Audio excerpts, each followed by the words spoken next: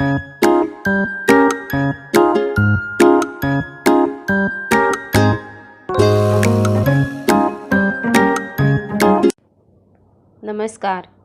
साने गुरुजी लिखित श्यामच्या आई पुस्तकातील कथेचे वाचन.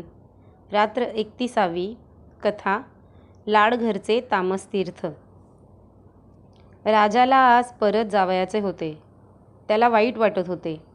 श्यामच्या आईच्या सगळ्या आठवणी ऐकावयाला आपण नाही म्हणून त्याला वाईट वाटत होते. परंतु कर्तव्य कठोर आहे. कर्तव्यासाठी सारे मोह दूर टाकावे लागतात. चांगल्या गोष्टींचे मोह दूर ठेवावे लागतातच.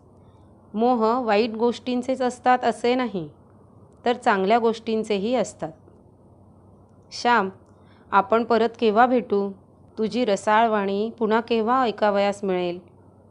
श्याम, तू ज्या आठवणी सांगतोस त्या साध्या असतात, परंतु त्यात सुंदर धर्म तू दाखवून देतोस.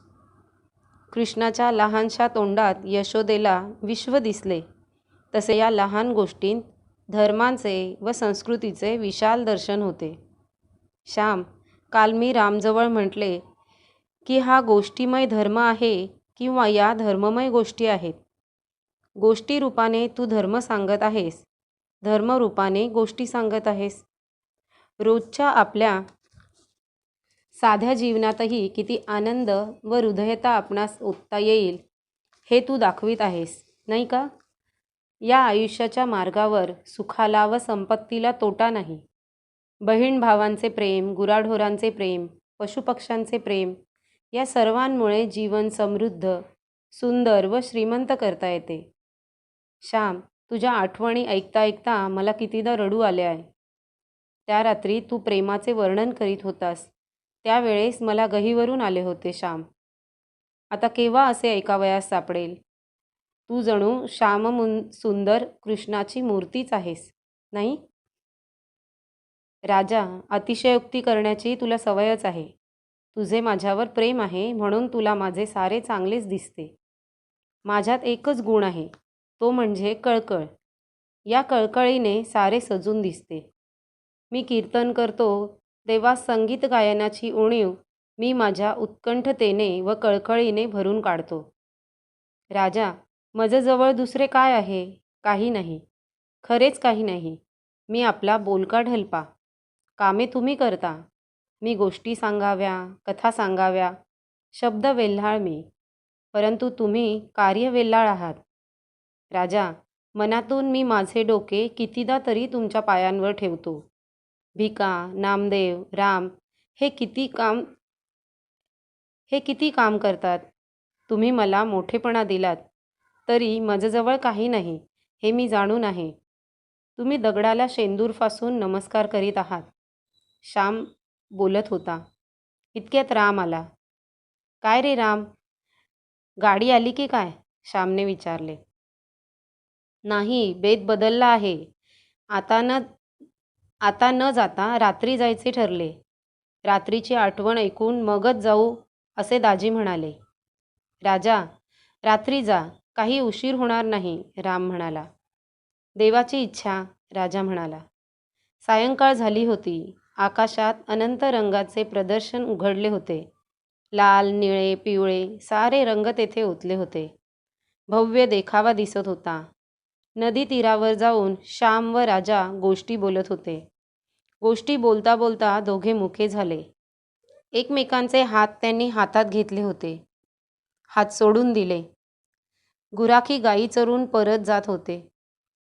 कोणी म्हशीच्या पाठीवर होते, कोणी पावा वाजवीत होते. श्याम, चल परत जाऊ, राजा म्हणाला. राजा, असे भव्य सृष्टीदर्शन झाले म्हणजे वाटते कोठे जाऊ नये, इथेच बसावे व सृष्टीत मिळून जावे. सृष्टीच्या मूक अशा महान संगीत सिंधूत आपल्या जीवनाचा बिंदू मिळवून टाकावा. श्याम बोलत होता. त्याचे ओठ थरथरत होते.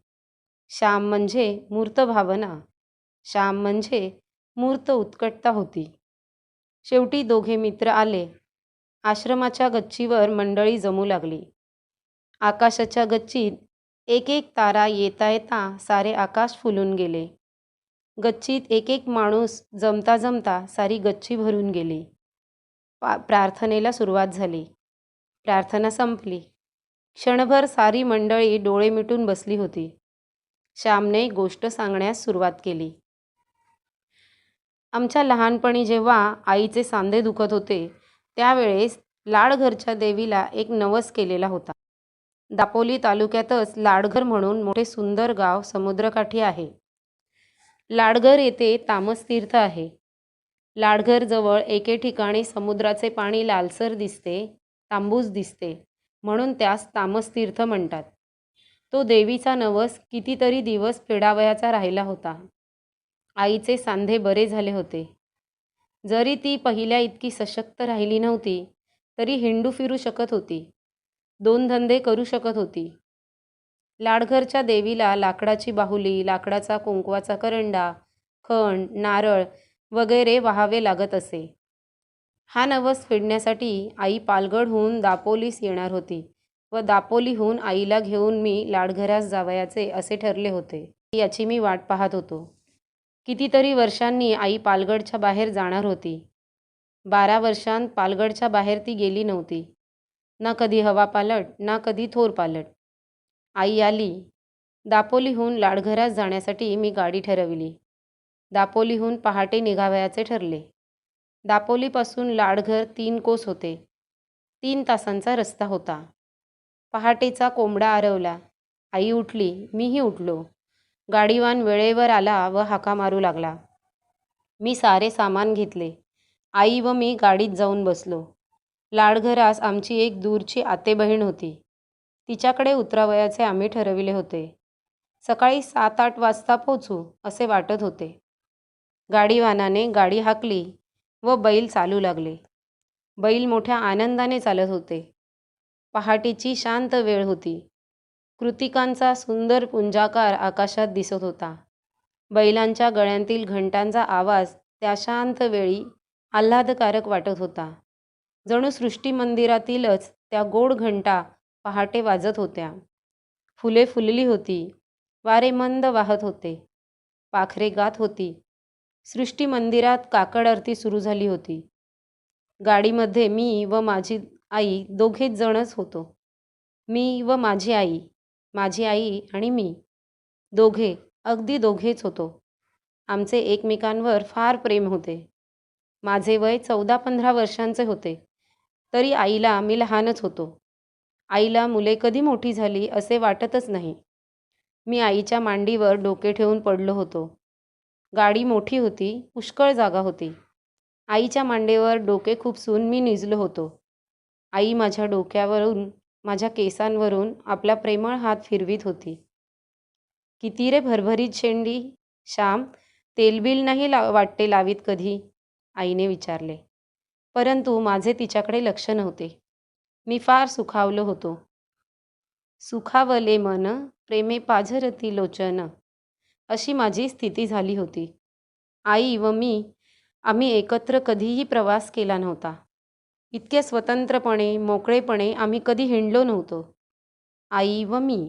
होय, आम्हा दोघांचे त्या दिवशी जग होते. माझ्या मनात अनेक सुखस्वप्ने खेळत होती. मी मोठा होईन, शिकेन, माझ्या आईला मी काही कमी पडू देणार नाही, तिला सुखाच्या स्वर्गात ठेवीन, वगैरे मनोरथ मी मनात मांडित होतो. मनोरथाचे मनोरे रचावयाचे व पाडावयाचे हा मनाचा चंचल स्वभावच आहे. आई मला म्हणाली, श्याम, बोलत रे का नाहीस? अजून झोप पुरी नाही वाटते झाली? आई, तुझ्या मांडीवर मुकेपणाने मी निजावे व तू प्रेमळपणाने माझ्याकडे बघावेस. माझ्या अंगावरून हात फिरवावास, याहून दुसरे काही मला नको. आई, मला थोपट. आई, तुझ्याजवळ नेहमी लहान मूल व्हावेसे असेच मला वाटते. थोपट मला, ओव्या म्हण. माझे शब्द ऐकून आई खरोखरीच मला थोपटू लागली व ओव्या म्हणू लागली. रानातील पाखरे किलबिल करू लागली होती. दापोली ते लाडघर दुतर्फा घनदाट जंगल आहे. रस्त्यात सूर्याचा प्रकाशही येऊ शकत नाही. एके ठिकाणी डोंगरातून धोधो पाणी रस्त्यावर पडत आहे. तो देखावा भव्य व मूक करणारा आहे. काजू, आंबे, फणस, वड, पायरी, करंज यांची झाडे दुतर्फा रस्त्याने आहेत. या झाडांवरून नाना प्रकारचे पक्षी हिंडू फिरू लागले, गाऊ लागले. सृष्टी जागृत होऊन पाहत होती, परंतु मी माझ्या आईच्या मांडीवर निजू पाहत होतो. झोप येत नव्हती, तरी डोळे मिटून पडलो होतो. जगाची उठायची वेळ, परंतु माझी माता मला निजवीत होती. आईने ओव्या म्हणता म्हणता पुढील ओवी म्हटली. कधीकधी माझी आई स्वतःही ओव्या करून म्हणत असे. याचा मला त्यापूर्वी अनुभव आला होता.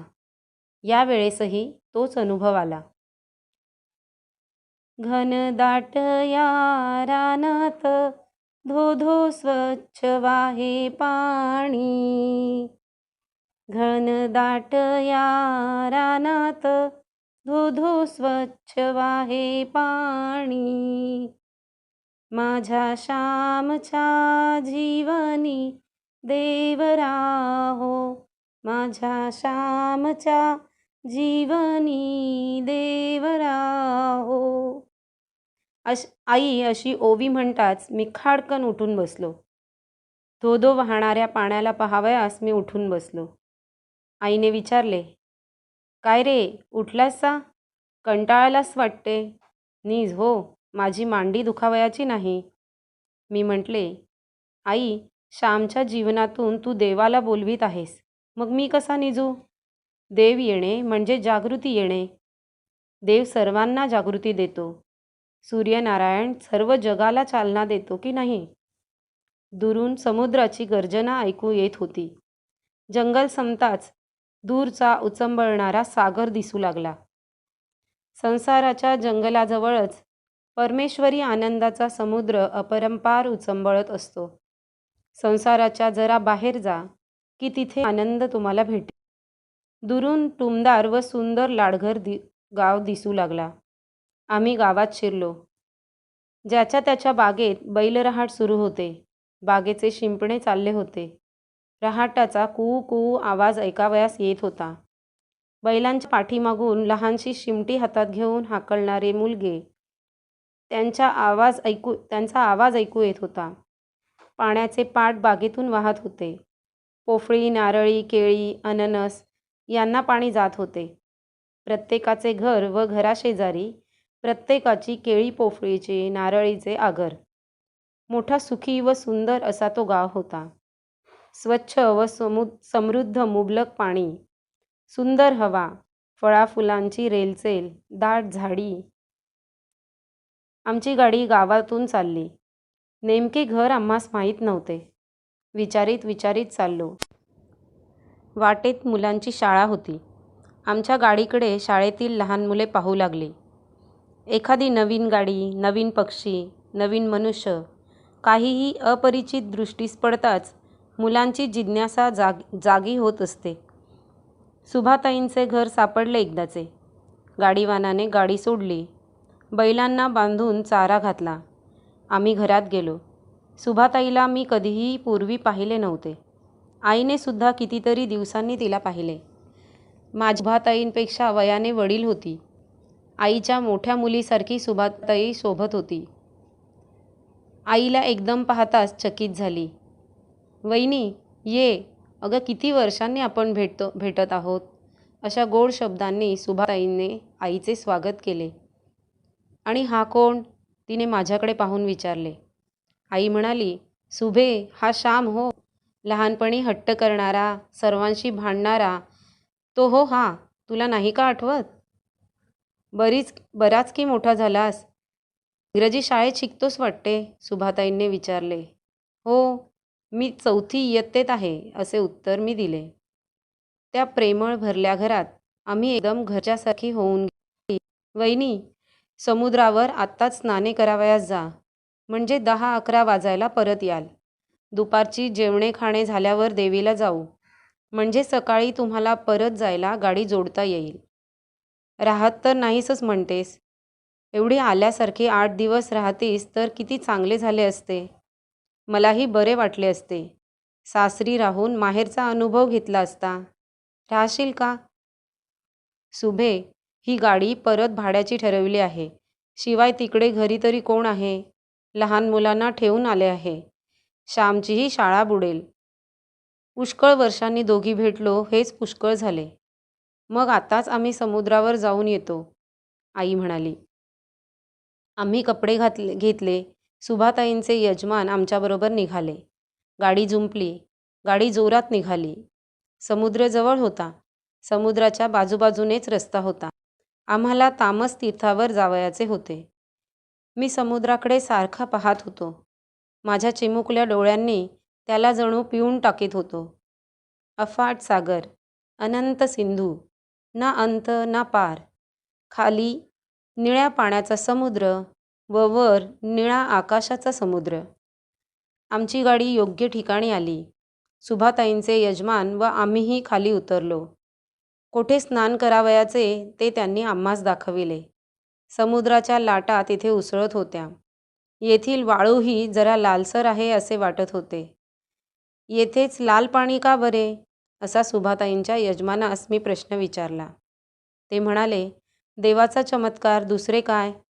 आई म्हणाली, येथे देवाने राक्षसास मारले असेल म्हणून हे पाणी लाल झाले. सुभाताईंचे यजमान म्हणाले, हो, तसा तर्क करावयास हरकत नाही. लंगोटी लावून मी समुद्रात शिरलो. लहान लहान लाटांबरोबर मी खेळू लागलो. फार पुढे मी गेलो नाही. समुद्राचा व माझा फारसा परिचय नव्हता. आई गुडघ्याहून थोड्या जास्त पाण्यात जाऊन बसली व अंग धुवू लागली. समुद्र शेकडो हातांनी हळूच गुदगुल्या करावयास हसत हसत, खेळत खिदळत येत होता. पायाखालची वाळू लाट माघारी जातात निसरत होती. आम्ही मांबत होतो. पाणी खारट होते, तरी तीर्थ म्हणून आई थोडे प्यायली व तिने मलाही प्यावयास लावले.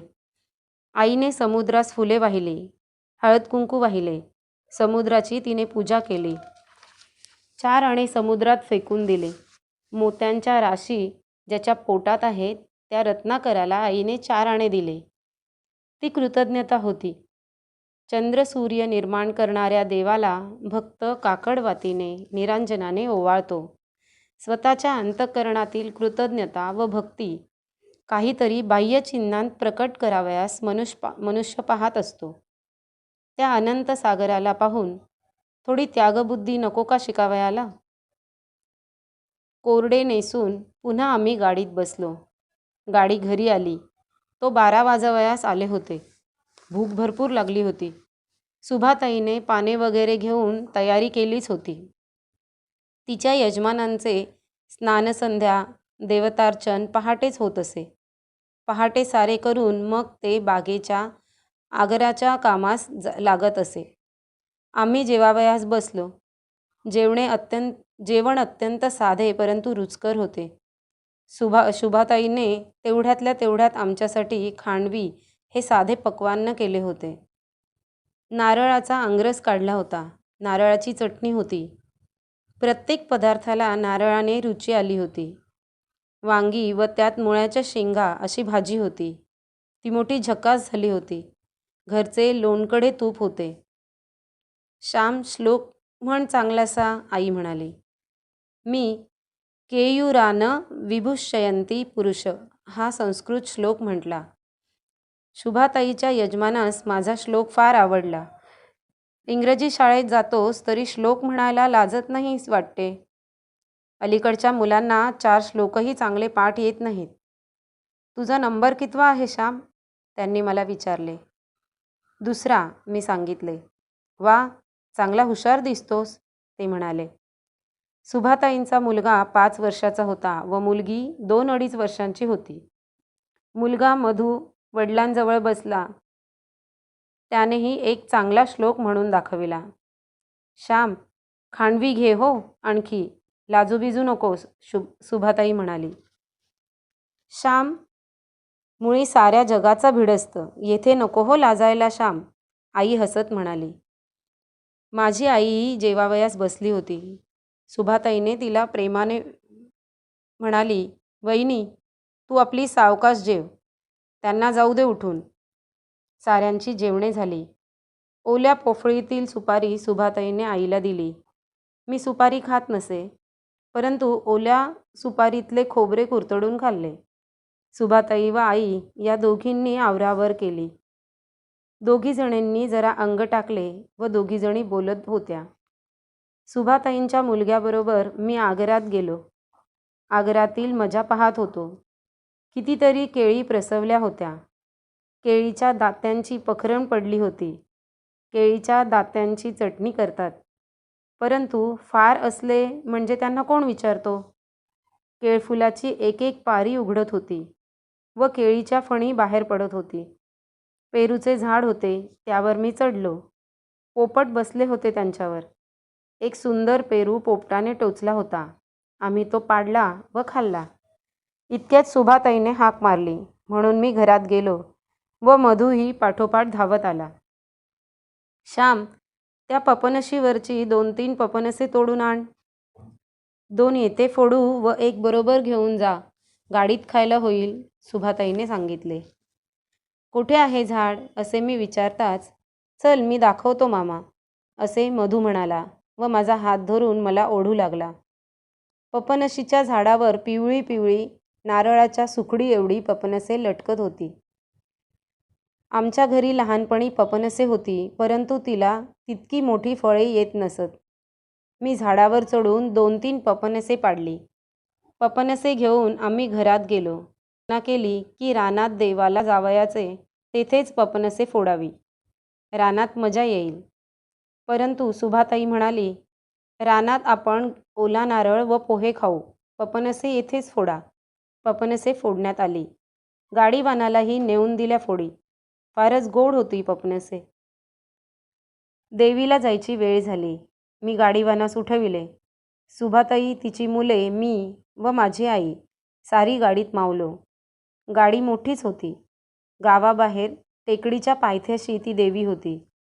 आईने देवीची पूजा केली. लाकडी बाहुली, करंडा, बांगड्या तिच्या पायांवर वाहिल्या. खणा नारळांनी देवीची ओटी भरण्यात आली.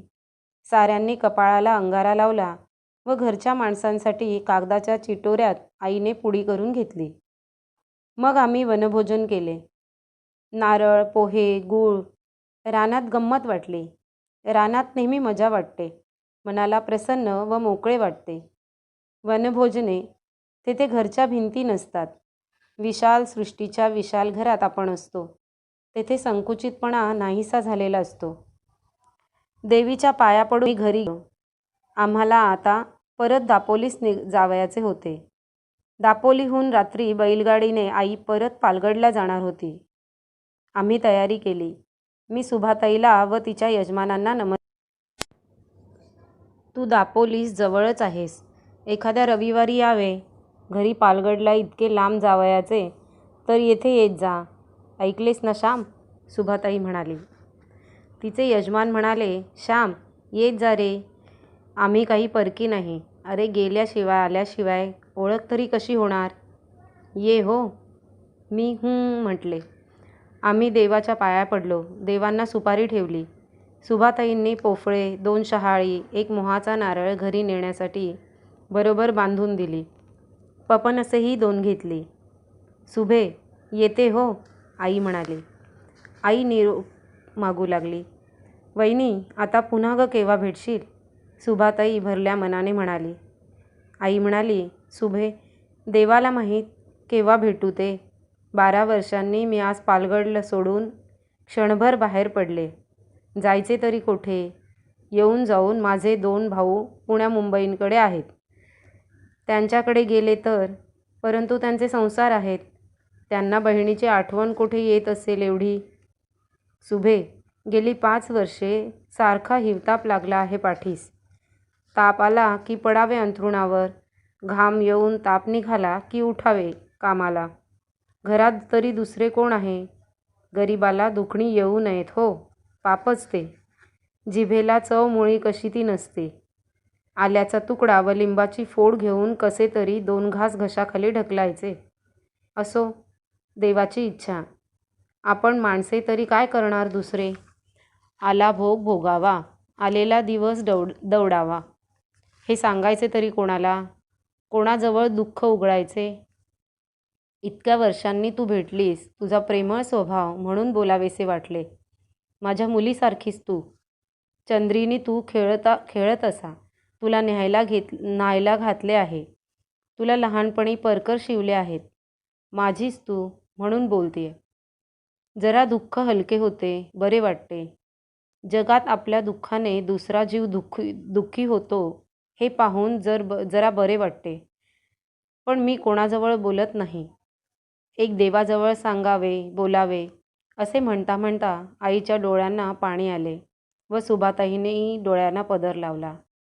वहिनी, आमच्या मधूच्या मुंजीत ये हो आता. वहिनी, श्याम वगैरे मोठे होतील, मग नाही हो काही कमी पडू देणार. मुले आपली तुझी चांगली आहेत, हीच देवाची देणगी, सुभाताई म्हणाली. आई म्हणाली, हो, तेवढे सुख आहे. श्याम सुट्टीत घरी आला की माझे सारे काम करू लागतो व शाळेतही हुशार आहे असे म्हणतात. देव करील ते खरे. बरे, येते हो. असे बोलल्यावर आईने सुभाताईच्या मुलाच्या हातात 1-1 रुपया दिला. आणलेला खण सुभाताईला दिला. वहिनी, रुपया कशाला, सुभाताई म्हणाली. राहू दे ग, मी आता पुन्हा त्यांना कधी भेटेन. सुभे, तुझी वहिनी आता श्रीमंत नाही हो. असू दे हो तो रुपया. असे म्हणून मुलांच्या पाठीवरून हात फिरवून आई निघाली. आम्ही गाडीत बसलो.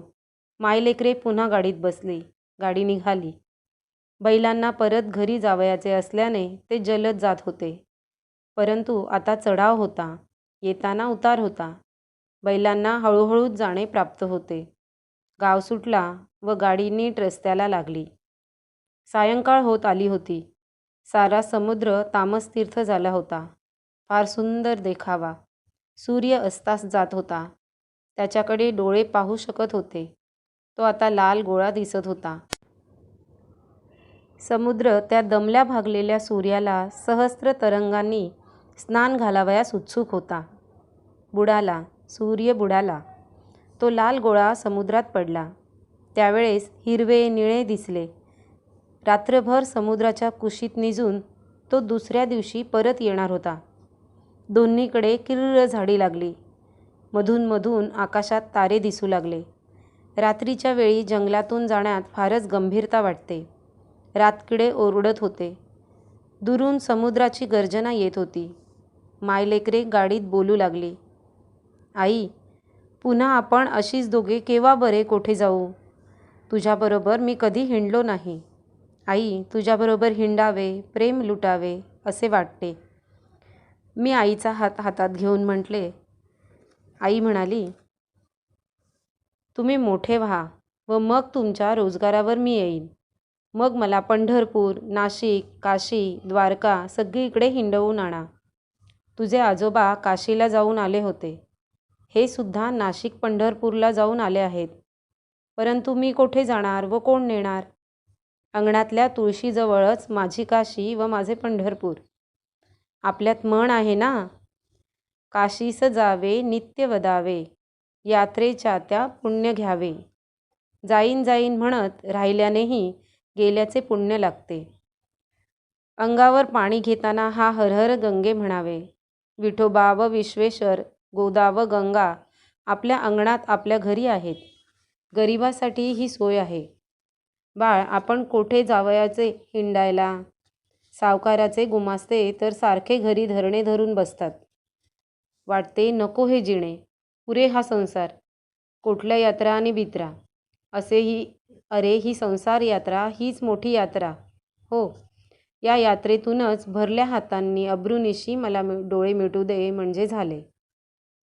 डोंगरावर धोधो पडणारे पाणी, त्याच्याजवळ आम्ही आलो होतो. आईच्या डोळ्यांतूनही शांत प्रवाह होता. गालांवर घळघळत होता. त्या पवित्र गंगा यमुना मी माझ्या माथ्यावर घेतल्या. मी माझे तोंड आईच्या पदरात घुसविले. आई, तू मला हवीस. आम्हाला तुझ्याशिवाय कोण? खरेच कोण? मी तुझ्यासाठी शिकतो. तू नाहीस तर कोणासाठी शिकावयाचे? कोणासाठी जगावयाचे? आई, तुला देव नाही हो नेणार. असे म्हणून मी आईला घट्ट धरून ठेविले. जणू त्यावेळीस मृत्यू तिला न्यावयास आला होता व म्हणून मी तिला पकडून ठेवीत होतो. देव करतो ते सारे बऱ्यासाठी. तुम्ही चांगले व्हा म्हणजे झाले, आई म्हणाली. आता गाडीत कोणी बोलत नव्हते. आईच्या मांडीवर भक्तिप्रेमाने, कृतज्ञतेने सर्व कोमल भावनांनी उचंबळून मी माझे डोके ठेवले होते. मी थोड्या वेळाने पुन्हा आईला म्हटले, आई, तू लहानपणी एक गोष्ट सांगत असे. एका भिकाऱ्याचा मुलगा आपल्या झोळीतील 4 दाणे रस्त्यावर टाकी. सकाळी त्या दाण्यांचे सुंदर सोन्याचे पीस होईल. आई, आपलेही तसेच सारे चांगले होईल, नाही का? आपले दारिद्र्य जाईल, चांगले दिवस येतील. श्याम, देवाला काय अशक्य आहे? तो रात्रीचा दिवस करतो, विषाचे अमृत करतो. सुदाम्याला देवाने सोन्याची नगरी नाही का दिली? परंतु आपण साधी संसाराची माणसे. आपली कुठे तेवढी लायकी आहे? आई म्हणाली. आई, देवाची कृपा नेहमीच असते, होय ना? गरिबी आली, अपमान झाले, हाल अपेष्टा भोगाव्या लागल्या, तरी तीही कृपाच असे म्हणतात. हे खरे का गं? मी प्रश्न विचारला. बाळ, तुझ्या अडाणी आईला नाही रे समजत सारे.